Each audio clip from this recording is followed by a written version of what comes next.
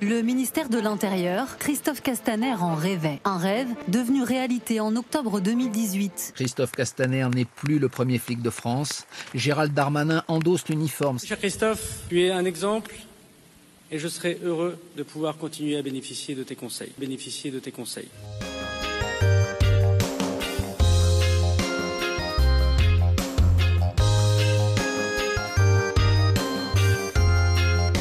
L'image restera, c'est sûr, dans les annales du ministère de l'Intérieur.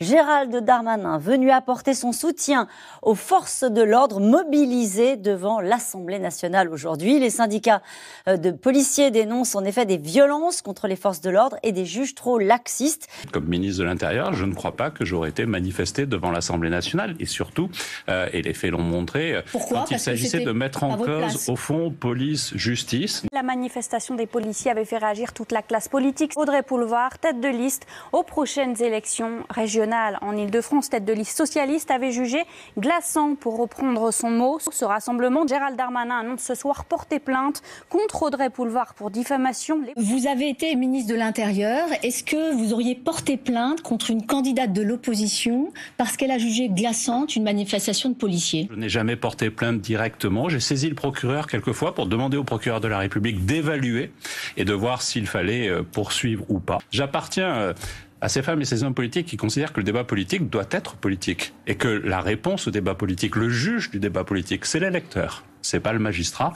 Et donc je pense qu'il est important aussi que nous restions dans ce jeu politique-là et que nous ne mêlions pas forcément les juges à nos débats internes. C'est une promesse de Gérald Darmanin aux policiers. J'avais fait une promesse. Le ministre de l'Intérieur veut interdire la diffusion des images des visages des policiers non floutés. Plus pouvoir diffuser les images des policiers et des gendarmes sur les réseaux sociaux. En aucun cas, nous ne voulons interdire la diffusion de ces images sur les réseaux sociaux. La loi prévoira l'interdiction de la diffusion de ces images. Tous les Français seront libres de diffuser cela. Gérald Darmanin a aussi provoqué une polémique en suggérant aux journalistes de demander une accréditation pour couvrir les manifestations. En aucun cas, nous ne voulons demander aux journalistes de s'accréditer dans une manifestation. Ce qui a concentré les attentions, c'est ce fameux article 24. Il a été écrit dans sa forme originale sans l'amendement déposé par le gouvernement et donc par Gérald Darmanin, parce que Christophe Castaner, ancien ministre de l'Intérieur, s'y était opposé. Le prédécesseur de Gérald Darmanin, Place Beauvau, qui annonce la suspension de l'article 24 porté, assumé par Gérald Darmanin, sans que son nom ne soit cité à aucun moment, ça s'appelle un camouflet.